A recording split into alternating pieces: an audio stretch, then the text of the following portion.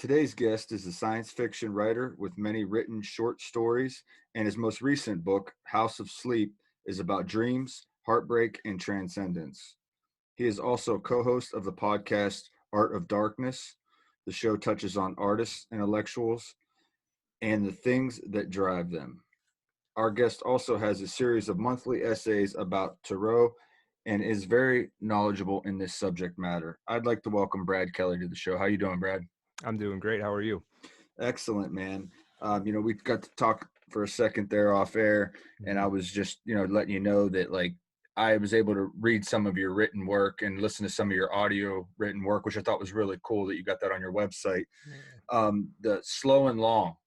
Mm. Now, you have a very interesting writing style. Well, thank you. It's very descriptive, and you really articulate everything really well. But a lot of like what you were saying, man, it really made me like think, and I even had to go back and like reread, and just I thought it was fascinating. I really dig your style. I'm glad to hear that, man. Yeah, Is it's not that for everybody, but I hope it's for enough people. right? Right.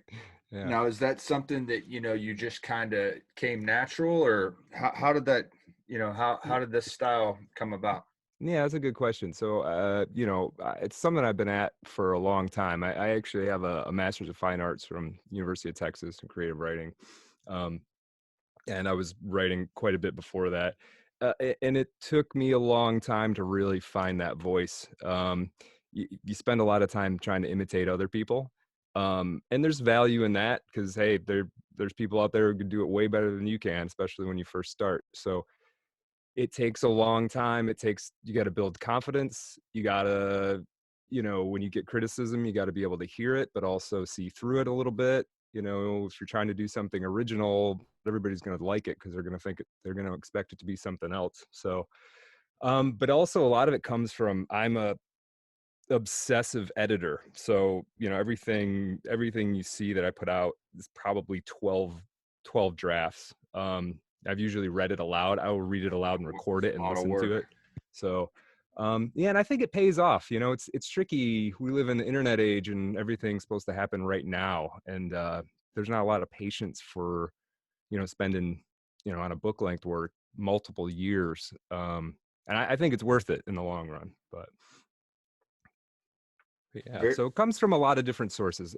Just, you know, writers that I like, uh, and then also weird things. Like I was a huge hip hop fan, especially when I was like a teenager, early 20s. Yeah. And somehow I don't rhyme when I'm writing. That doesn't work. But something about the efficiency of that really spoke to me. Looking for opportunities to cut off words. And it's funny, you can take a sentence and sometimes you just drop one word out of it and suddenly it's a poem. It's very, it's a yeah, it very makes magical process. right, makes it Yeah. almost better. Yeah, I Yeah. think so, Yeah. oftentimes. So, Awesome.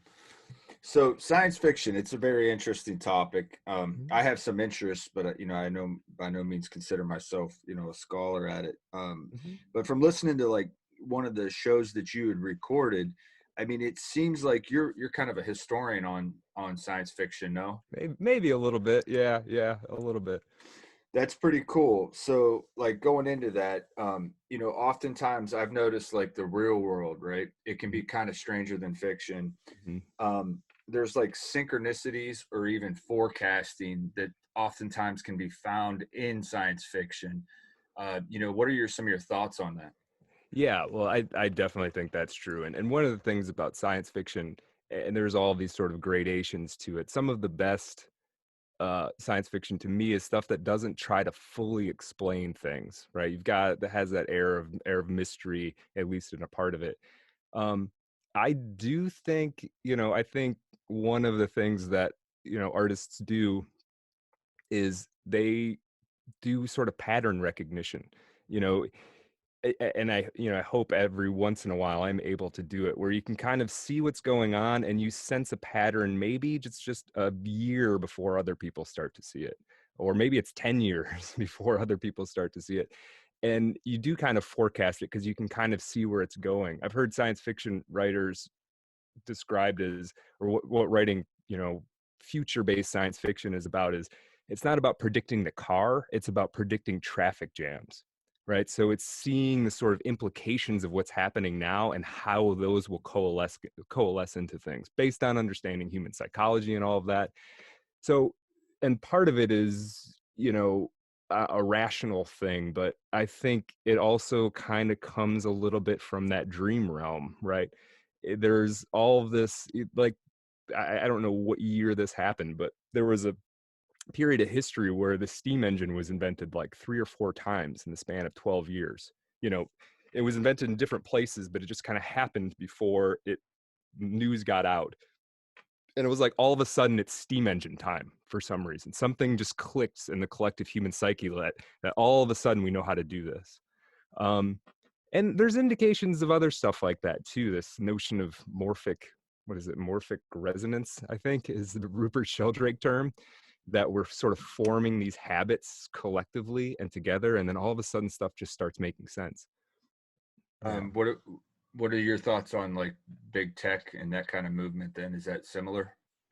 Yeah, I think so. I mean, I think part of it is identifying needs. Like stuff comes up, these apps are sort of incredible. I'm a little scared of them, but like they seem to predict what we want before we get around to them.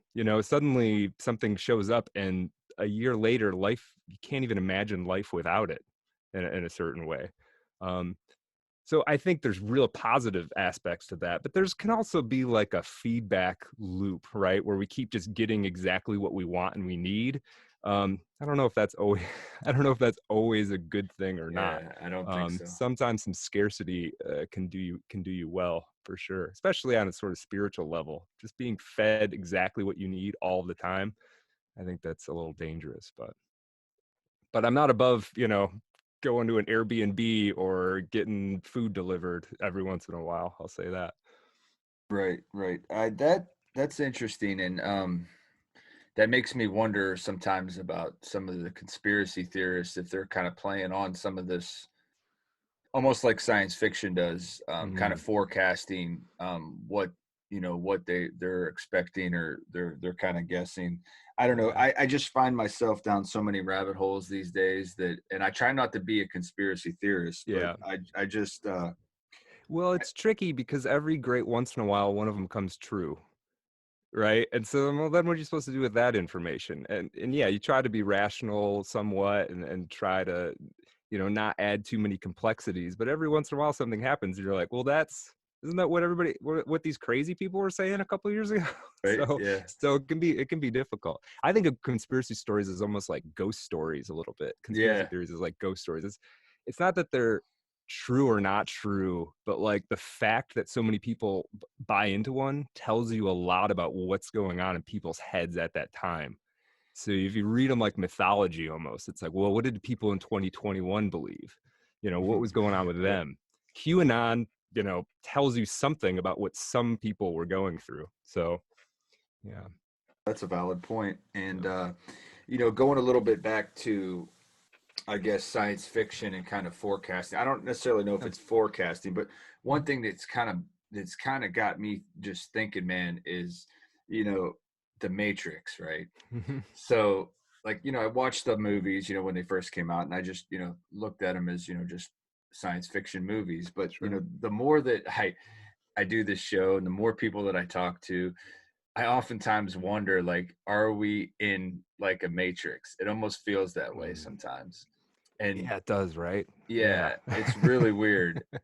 I just watched this really interesting documentary. I'm interested in simulation theory. I don't know if you know about that, but Yeah, yeah, that's awesome topic. yeah, so there's this documentary that just came out called Glitch in the Matrix, and I don't know if it's the best. Obviously, it's a play on the movie The Matrix.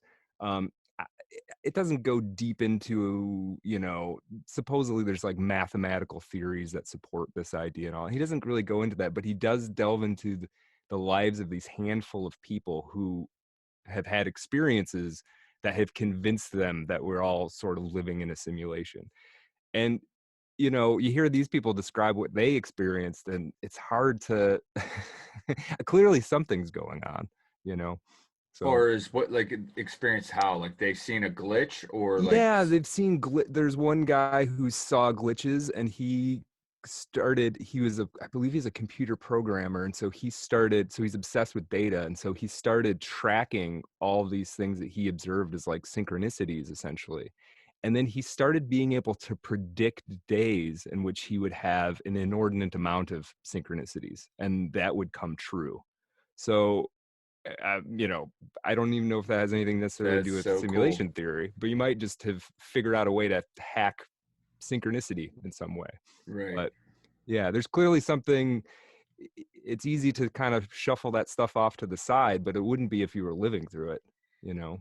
Yeah, that's interesting. And that, that's another thing that I try to stay, and it's hard to do because we're all biased and we all have opinions about things. Yeah. But I try to stay so middle grounded on, everything that I possibly can.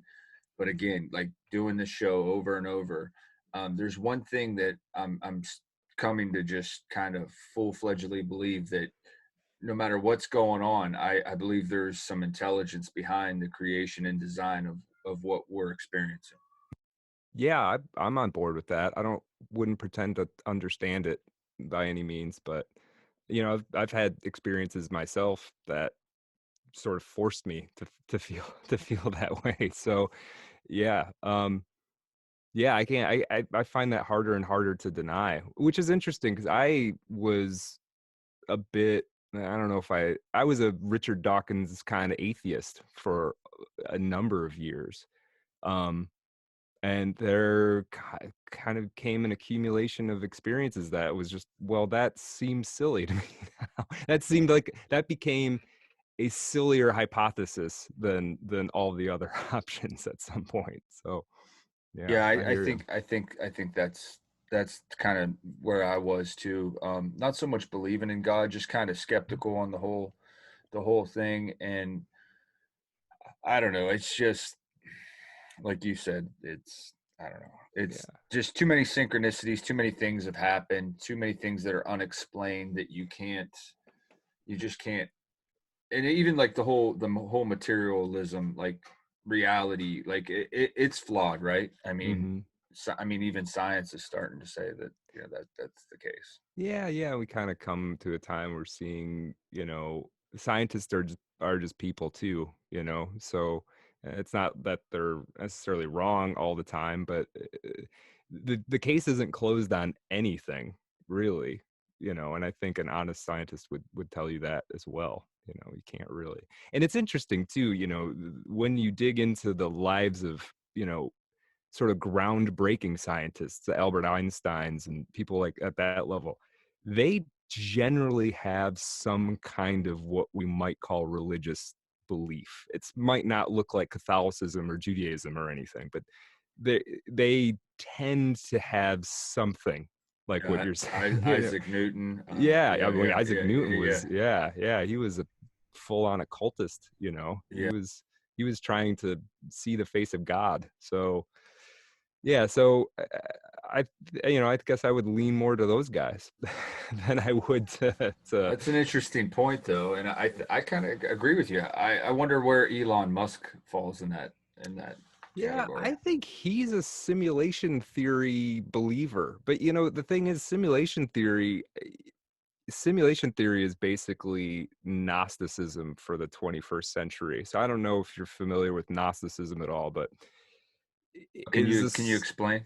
sure, I'll give it a quick. It's there was all these sects of early Christians before Christianity had sort of developed its texts and its churches and all of this. And there's a multitude of these groups that are referred to as Gnostics. And some of them believe that the reality was created not by like the ultimate God, they would call it the All Father or something like that, but was actually created by a lower level sort of trickstery, semi powerful God that they call the demiurge.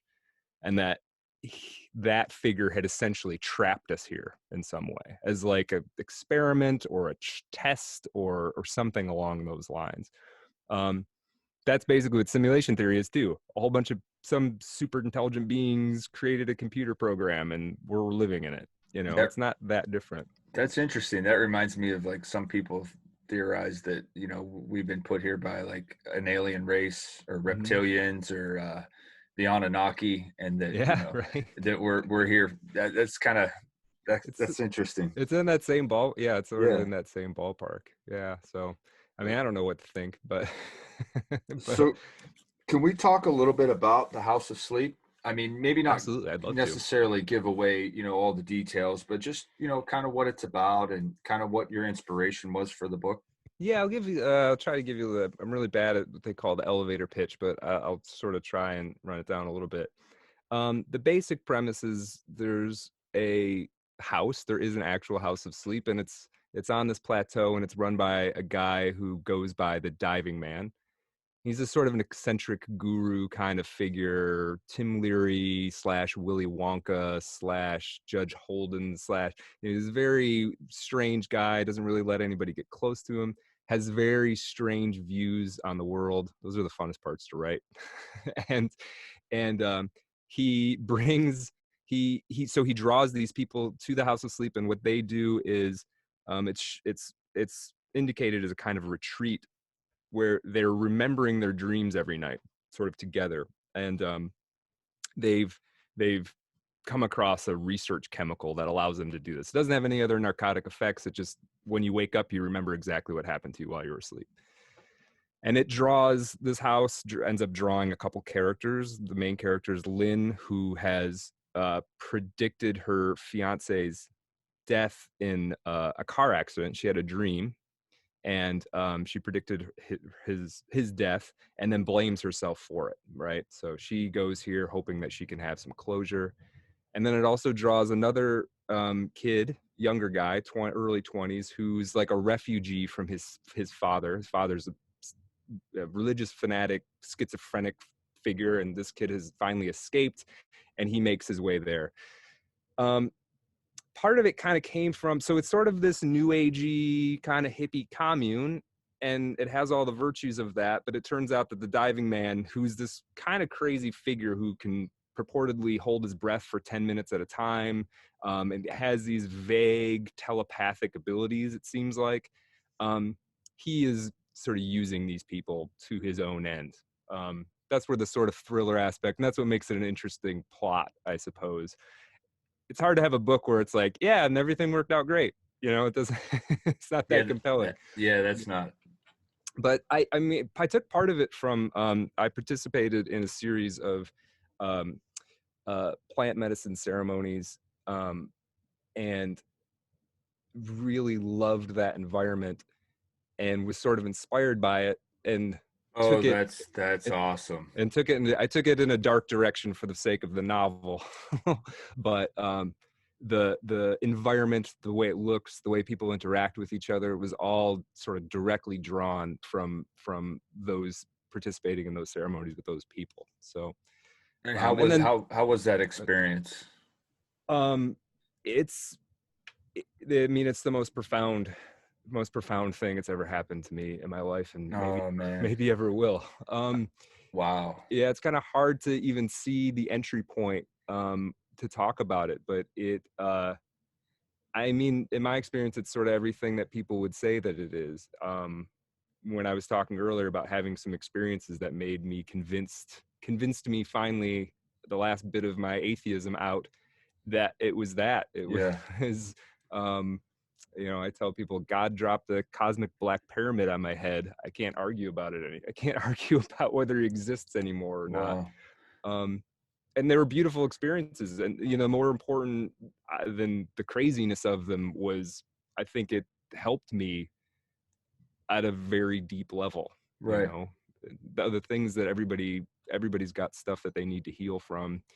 Even people with perfect childhoods and everything going well still have stuff. Yeah, we all have that Yeah. kind of thing going on. That's awesome. I just interviewed a guy who's a psychedelic integration specialist. Oh, okay. That's what he does for a living out in Yeah. California. Nice. And Yeah. I haven't released the show yet, but it's one of my upcoming episodes. Okay. And man, he really has me thinking that maybe I need to have some kind of experience. Yeah, I feel like a lot of the stigma's kind of going away. Maybe not entirely, but quite a bit. Mm, Uh, and there's more and more opportunities. You know, the ceremonies I participated in, you Was know, it's led by people who've been doing it for years, you know, who know what they're doing, was know it how to handle it. ayahuasca? Ayahuasca, yeah, Yeah. know how to handle it, know how to keep things from going bad, know how to talk about it afterwards, create this really comfortable environment, prepare you as well as you can be prepared, which isn't that much, really. Yeah, I mean um, that's kind of the way you got to have the mindset. I mean, from what I understand, I mean it's a healing process. It's a maybe a better understanding of oneself, a healing process, a way yeah. to face some of your demons and your fears and to get over things. Uh, Absolutely. Yeah.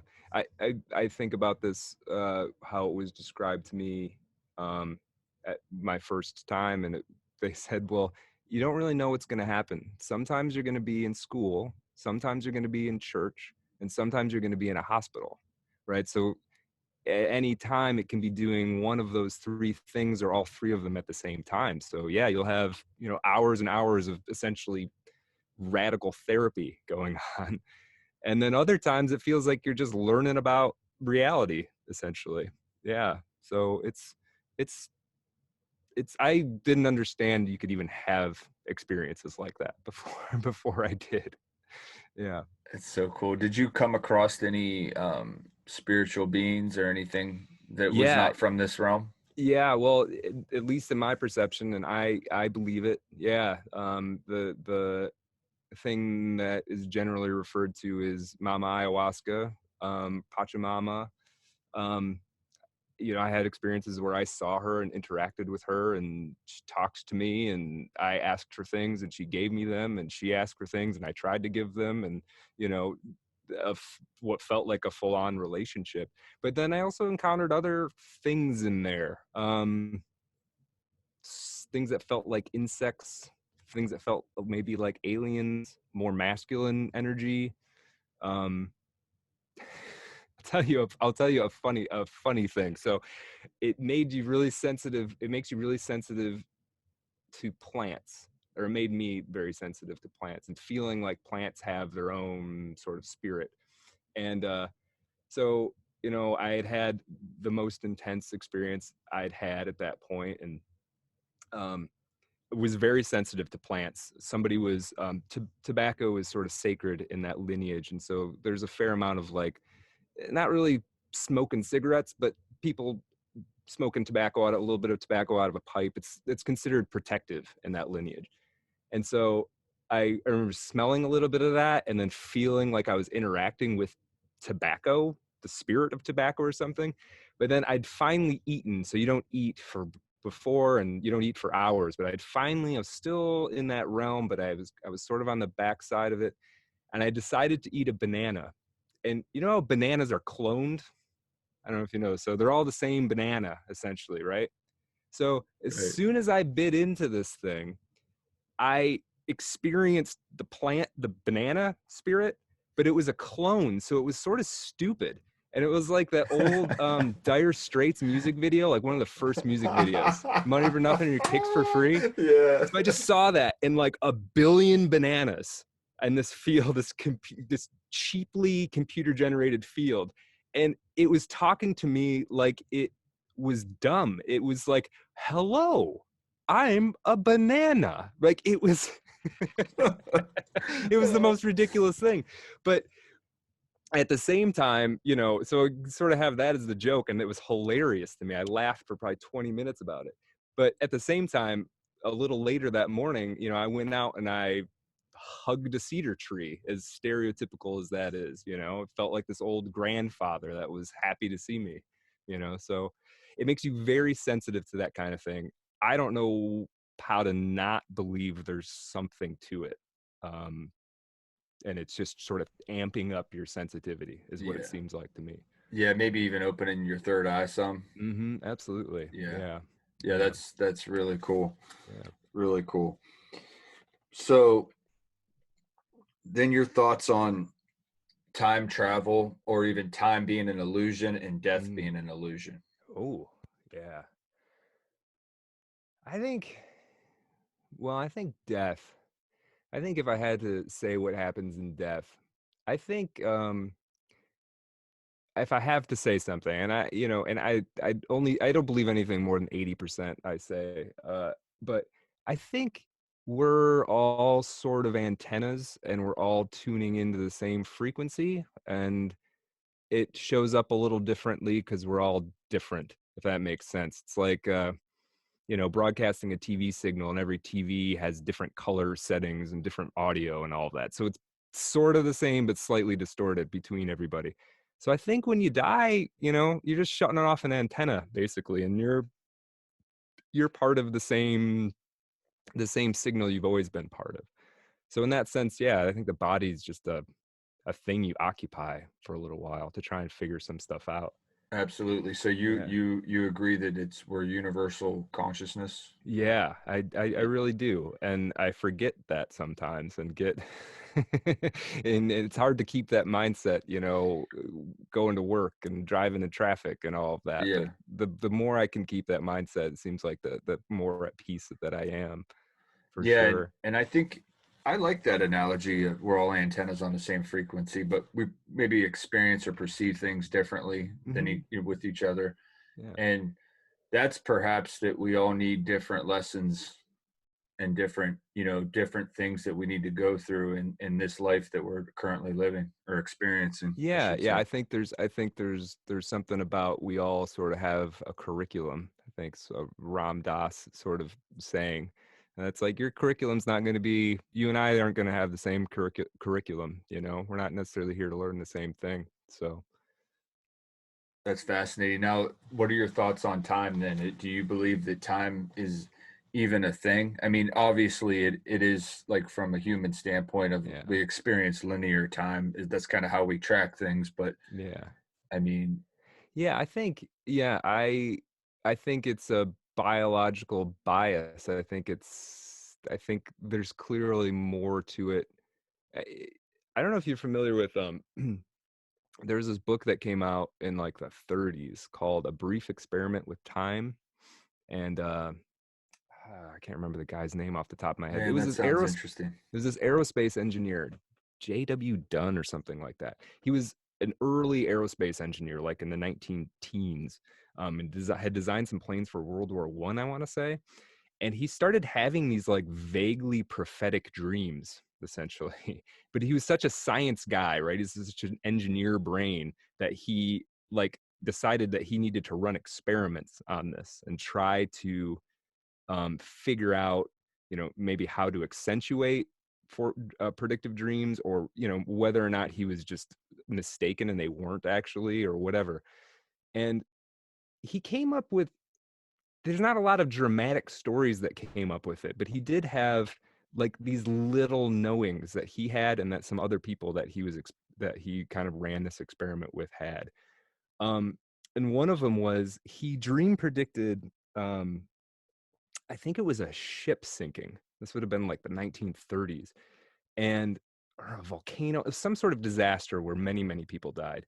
And he, in his dream, he'd remembered 130 people dying. And then some weeks later he woke up and read the newspaper that 130 people had died in this volcano or the shipwreck or whatever it was. And then it came out later that actually 1,300 people had died.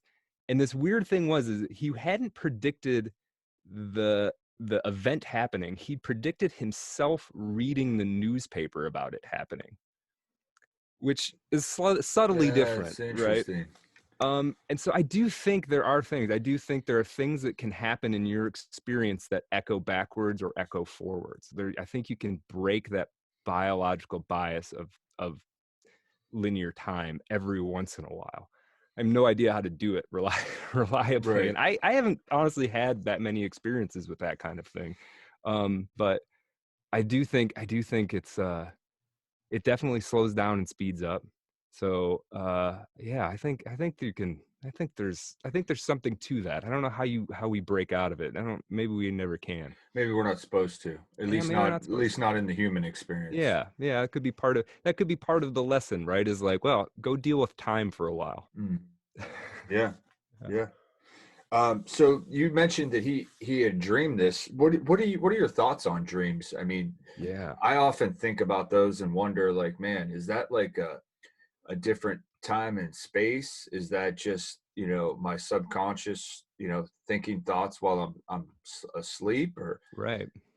Yeah, I spent House of Sleep is part of House of Sleep is my favorite parts of the book are heavy dreams, right? Because the characters are remembering their dreams as though they happen. So after a while, they become part of their lived experience, right? Because they remember them as well as they remember anything. Um, so I spent a lot of time thinking about dreams and reading about dreams, and I've always had. It's hard to compare yourself to other people because you're not in their head, but I've always had what seemed to me to be insanely vivid, detailed, bizarre dreams that often have a narrative structure. So to me, there are people who think it's just sort of like a defrag. That's just your brain spitting out stuff at the end of the day, kind of clearing the decks, and maybe that's partially true, but I excuse me, I think it's your subconscious. I think it's some prelingual part of you trying to communicate deep seated information to you, whether it's stuff to solve problems in your day to day, or it's, um, or it's maybe something deeper than that. I think it's your subconscious trying to communicate with you, but it's sort of prelingual. So all it knows what to do is to just take images that you've come across throughout your day and try to reconfigure them and show them back to you. Right. And say like, the subconscious doesn't have words. All it can do is just take what you've already observed and send it back and try to show you something. And most of the time, 99% of the time, we just don't listen to it whatsoever. Yeah, I mean that Yeah. makes sense, and Yeah. it could be some of that. Yeah. Have you ever heard of like dream visitations, like with hospice Yeah. patients? Yeah. They'll be close to death, and they'll have visitations that are like super realistic, and it'll be of past loved ones that have come to Wow. visit them, to talk to them, and uh, just Yeah. it makes you wonder. Yeah, absolutely. I I've heard a little bit about that happening. So, and I think there's something real to that for sure. I think, well, in ayahuasca ceremonies, you'll sometimes be visited by people, and it sounds like a similar thing. And it's weird because it sounds like, well, what's the difference between that and just like thinking about the person? It's like, well, when it happens because you feel them. You feel them as though they were in the room. Um, so yeah, that makes you think, is there some, do you are you able to tune into other people? And if it's happening in dreams, it does suggest that there are times when you can tap into some other realm. I don't know if I can go as far as thinking that your dream stuff's actually happening somewhere out there, but I Right, suppose why not? right. Yeah, I see what you're saying, Yeah. and I often wondered that too. Like, if we are all a consciousness, and then some people say that that's all that really exists, Hmm. um, then really there is no, point of they're there and I'm here. We're basically all the same and all together. Yeah, And your separation then is just a sort of illusion, right? And every yeah, once in a while you get to kind of break it down a little bit. yeah, Yeah, for sure. interesting. For Can we sure. talk a little bit about The Art of Darkness, which I love that title, by the way. Yeah, That's okay. that's a That's slick title. Oh, well, thanks. That's all credit to my compadre Kevin Kautzman, who I co-host that show with. It's something we just started up. We had kind of messed around with other podcast formats, and um I decided a while back that I wanted to, if we were going to do something, I wanted it to be a little more organized. We were just sort of having chats, and it was fun, but like, I'm a guy, when I write something, I revise it 12 times. So it's Right. so It's I not, like, if I'm going to put something out, I kind of like, and this is cool too, you but want structure. I want a little bit of like, I put this together. So yeah, so we started it out, and it really stems from a conversation that Kevin and I used to have. Kevin and I met at he's a great playwright, by the way. He's got a number of things out there that are in production in various stages. We met in grad school, University of Texas, and we were both we were both people who liked transgressive artists a little bit. I was a guy who was into William S. Burroughs and Jack Kerouac, and musicians who were a little bit wild and stuff. And maybe I was a little bit wild too. And we felt like the one thing that was getting lost in all the conversation about art was that it made people crazy to be artists a little bit, or crazy people became artists.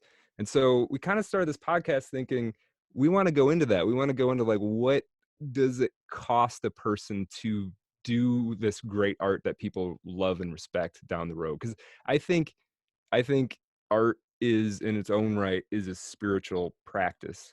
Um, but eh, a lot of spiritual practices, it's you can invite demons in metaphorically or literally. um and so we kind of wanted to dig into that, take these artists we love but who had something of a dark side, and figure out show how those two things were related. So we've only got a couple episodes out, but we've got, he and I had a meeting and made out a list of about 25 different people that we want to dig into. So That's we a do a little fast. bit of That's biography. We try to respect their work as much as possible. Like, right. I'm very adamant that we aren't just like telling gossipy stories about these people, but trying to show them as a full human being and try to share a little bit of what we love about what they did. So That's fascinating yeah, subject matter there, bud. yeah, Yeah, appreciate that's that. going to be. I'm going to tune into those for Okay, sure. good. Yeah. For sure.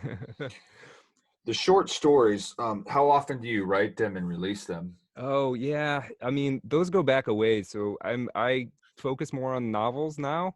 So I kind of write short stories in between drafts. So honestly, at this point, it's probably like one a year. But I've got on my site, I've got, I don't know, 8 or 10 or something, and I've probably got 3 times that many that I'm just gradually leaking out there over time. So I can keep it fresh a little bit. Um, but short stories are like my first love. So I would never stop writing short stories, I don't think.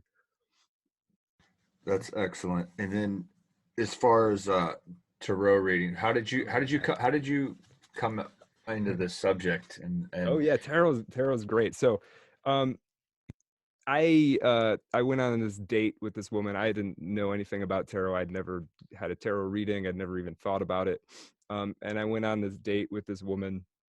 Um, and she had a deck of tarot cards, and I literally asked her if she'd give me a reading just because it's first date and you're trying to, you know what I mean. She was cute and I was trying to and by the end of the reading I was like goosebumps. And I had just met her, so there was no like she's picking up stuff in my life, or very little of that. It was just raw. She's just telling me what the cards mean.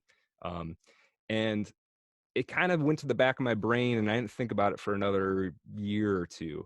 And then at some point I picked up a deck at some, odd shop, and started studying it, and realized that it's like, uh, as a writer, it's amazing because you can basically, I could just lay out 3 cards and I would have the basic structure of a short story. It's just there. You just have to know some of the meanings, and there's endless interpretations for every card. You just have to know what some of them are. But it's undergirded by this great story.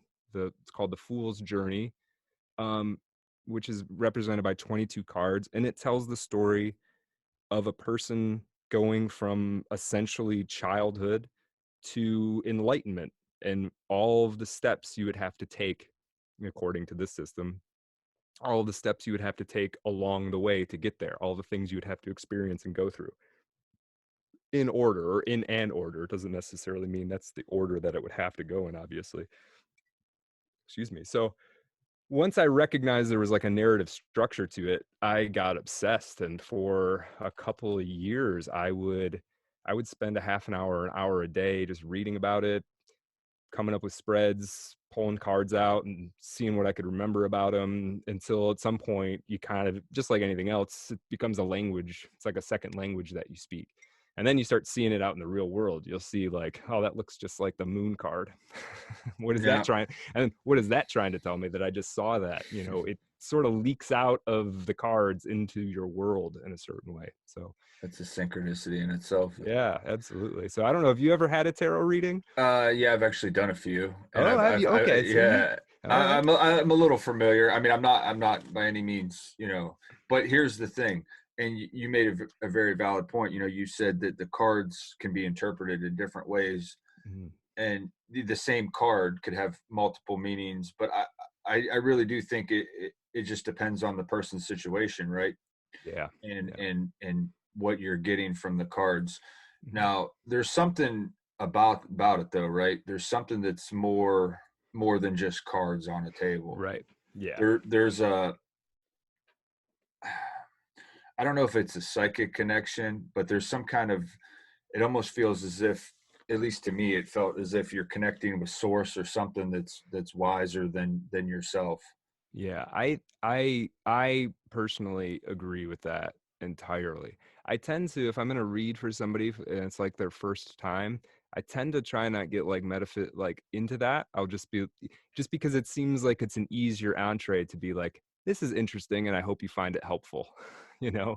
And I will say like the one thing you got to do is you have to try. You can't just sit there with your arms folded and say none of this applies to me. You got to try to apply what we're going to talk about to your life a little bit. You know, Right. it's a relationship. But I definitely, I mean, I give readings to my wife fairly often. I do readings for myself too, and friends and whoever wants them. And I mean, the amount of times that it comes out that there's some tremendous synchronicity there, um, it's hard to deny after a while. Um, and when I read, I tell the person not to tell me anything. We're just gonna flip cards, and I'm gonna talk you through them. And that way, there's a little bit. I feel like there's a little bit more magic there. Right. Um, you know, when it's friends or stuff, you kind of know what they're going to be thinking about a little bit, Do you but have a little bit of a like debrief afterwards though with the yeah, person? I love to talk to people about it afterwards and, you know, sort of ask them what they thought about cards. And oftentimes some of the cards have so much going on in them that, um, you know, you'll give a reading and people will have appreciated and got something out of it, but then they'll point something out on a card you didn't even talk about. And you say, "Oh, I saw that. I just read for a friend last night and I didn't realize in the back of the card was this mountain. I just hadn't talked about it. There's enough other details." And it reminded him of this mountain that he used to live on. It was the same shape, and he's been sort of thinking about going back there. And so that, you know, that just leapt out at the cards at him. And I didn't catch it, but he did, you know. So Well, that's really cool. Now, do you have any like kind of way that you open or close a session, or is it just basically like, hey, I'm going to read these cards and let's do this? yeah, it depends on how familiar they are. So I've had friends that I've read for, you know, a dozen times, and I don't give them too much of an intro. But if it's somebody new, especially if they aren't familiar or very familiar, you know, if it's somebody who's never had a reading, um, I tend to break down in, you know, I don't want to go on and on and on with them, but I tend to break down how I look at it and what I think I'm doing, basically. Um, and, you know, also kind of tell them what not that there's rules, but I wanna tell them that there's no rules a little bit, that they can ask questions, you know? I like it when people ask questions because then we can kinda guide things that might be a little bit more relevant, or it helps me kind of feel what psychic groove they're in a little bit and try and tell them the story I see that is maybe more relevant for them. Um, but yeah, it's a cool thing. I mean, it's almost like a martial art in that there's all these different sort of schools on it, right? There's a sort of Union tarot, and then there's all these other branches of cards, medicine cards and oh, I'm forgetting there's like fairy cards. You know, there's all of these different and they're all doing sort of the same thing, Right. but you take a different tact with it. Yeah, it is. It's really cool, and Mhm. I don't think I studied it near enough on like to the extent that you've done it. I had a fascination for it and wanted to try it, and Yeah. it was weird because I didn't think it was going to even work because I don't know nothing about nothing. You know, I'm just a guy trying to figure these cards out that I've got on my Sure. table, and Sure. I'm kind of trying to follow this process. I used like a hoodoo form of process to kind of to open it and that kind of thing. Okay.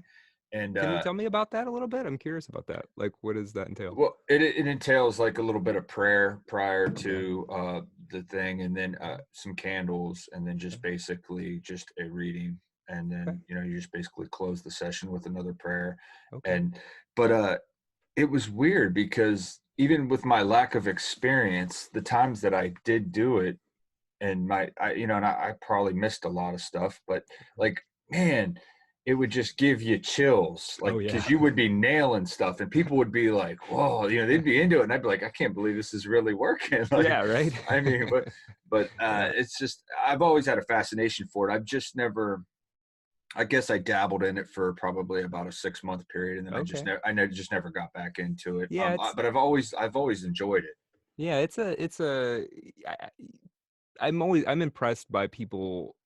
I will give readings to people who don't have much experience with it at all, and they will tell you something, and you're like, yeah, that's a good way. That's a good way to look at that symbol, actually. So I think so. I think a lot of it is intuitive, and so I definitely I don't have like one stock interpretation of a card. When I pull up a card, it's what I've read about it, the parts of it that make sense to me, and then what I'm feeling in the moment. It's what card is next to it. It's what I'm sort of vibing from the person I'm reading for. It ends up being a whole bunch of stuff. So yeah, I would hate to be like just flip the encyclopedia and look at the paragraph and then just Right. recite that. That would This is not. what it says. Yeah, that's no other like I Yeah. couldn't that wouldn't work for me. Yeah. I don't think that would work in No. general. That's really cool though that you've been doing it. How long have you been doing it? Gosh, I think I probably first started getting serious about 8 years ago, I would say. Very Yeah. cool. Man, so I'm trying to do a little bit of there's so much tarot writing out there. I'm trying to do something a little different with some essays. They're a little bit like memoirs Hmm. almost, but Hmm. through okay, this card, what does that remind me of in my own life? And then hopefully you learn a little bit about the card, but hopefully it's just a cool piece of writing too. So That is cool. Very cool. So you believe it does come from, source? yeah, I think there is sort of messages out there or signal out there coming from, I'm happy to call it source. And I think that this might sound weird. I think that sometimes when you supposedly randomly do something, I think um, that randomness isn't necessarily so random. I think it's an opportunity for whatever it is that's trying to communicate with us to slightly rearrange things because we don't have any expectation how it's supposed to come out. So, um, yeah, I think most of us can't communicate with that directly, so we have to communicate with it obliquely. And I think tarot is this really good way of doing that. That's really cool. I often Yeah. wonder too if maybe there's some kind of spirit guide element to it or something involved with the reading. I don't know. Yeah, It's just, I think there could be.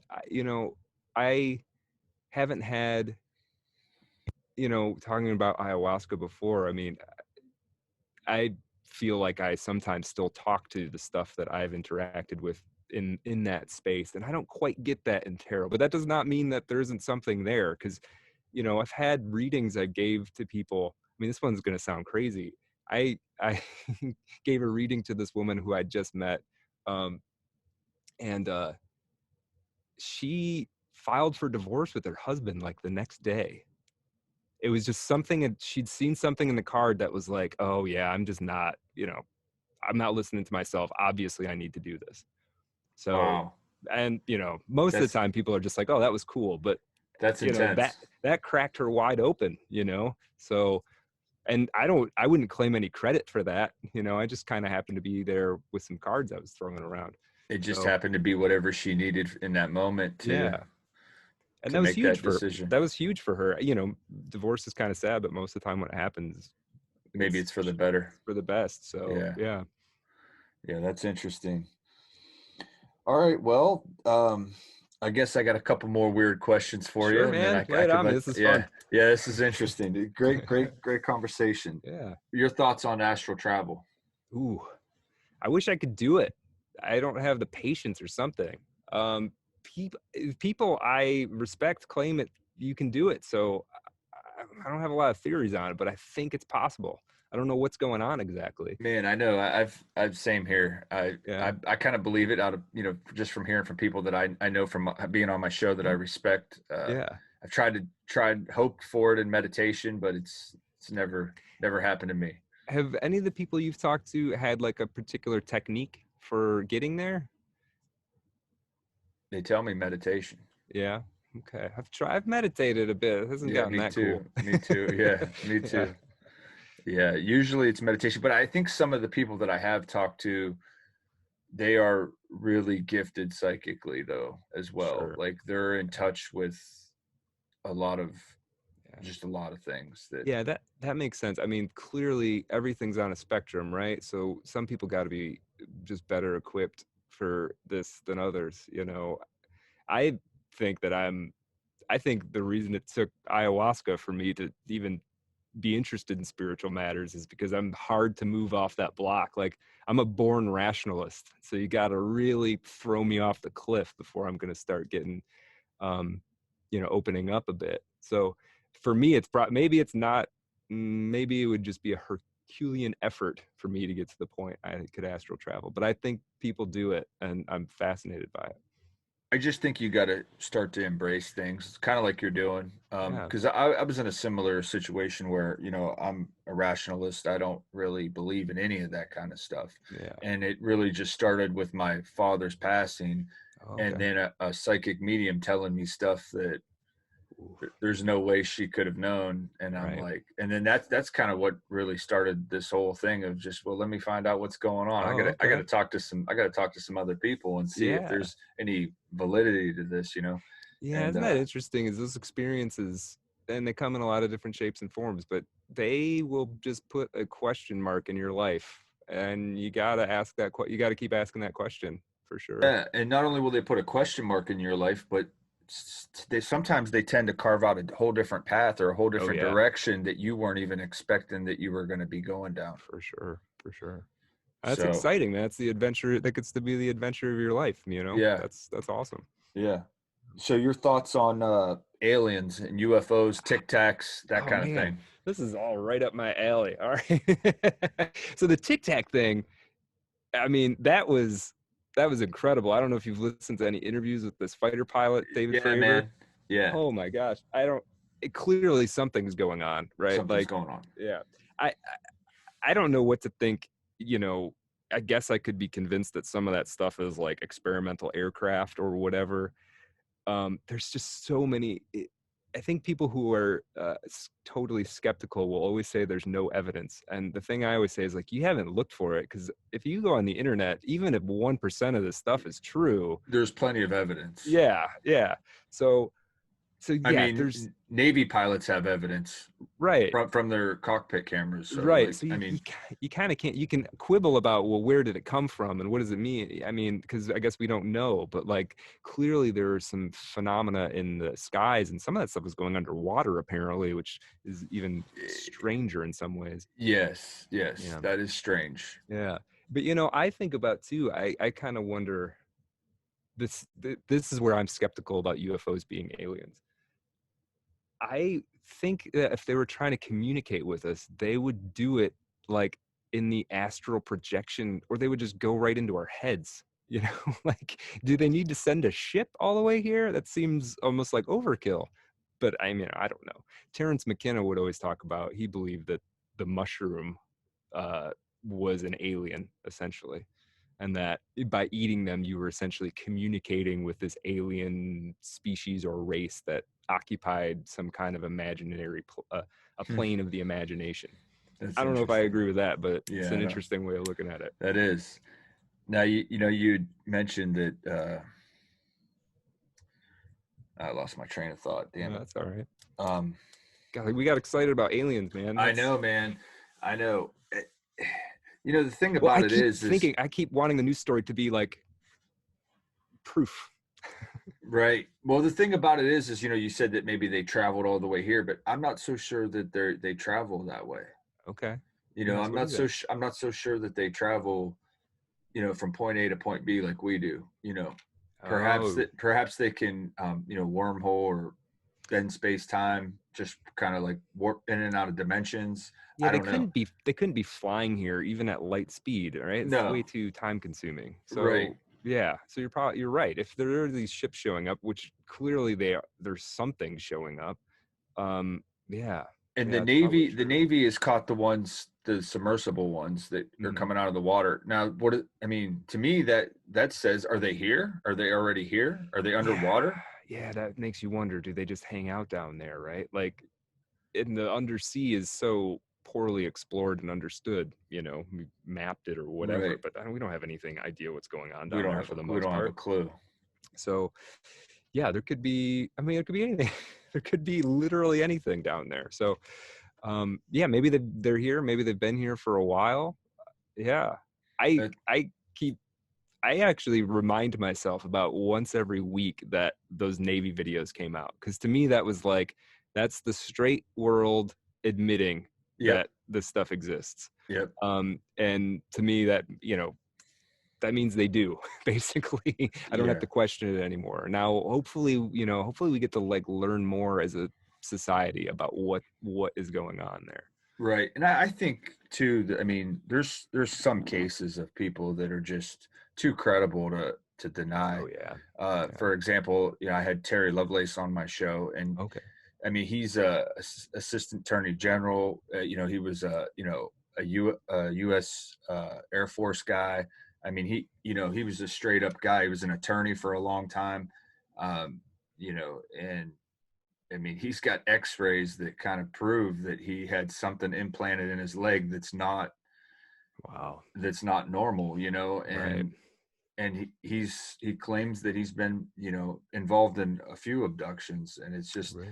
guys like that, like, and he has no reason to make it up. He actually It's this happened in the 70s when he was in Oh his really? early 20s, and he Right. waited until he was retired because he Right. knew that there was going to be, you know Yeah, a it would little. compromise his career, especially at a Exactly. public facing position like that. Yeah, so that guy, what does he have to really gain from it, Nothing. from making it up? There's nothing to gain from it. Yeah. Nothing to So gain from it. so yeah, he has I I'm sure there's some hoaxers out there in that abduction world, but like that sounds like that guy. There's also I think it's Chris Bledsoe. His story's been kind of making the rounds about a series of abductions he experienced. And Uh-huh. um yeah, there's these people are it's a little scary, some of these experiences that these Yeah. people have had. I don't It, envy having it by any means, but no, and it makes you wonder, what are they doing? What if they are abducting people? Why? What right. is it? Experimental? Is it Yeah, I don't know, it doesn't make a lot of sense, because why would they need to run the same experiments over and over again, right? It right? seems like at some point they would have got the information that they needed, but maybe not, I don't know. Yeah, um it's definitely strange. mhm.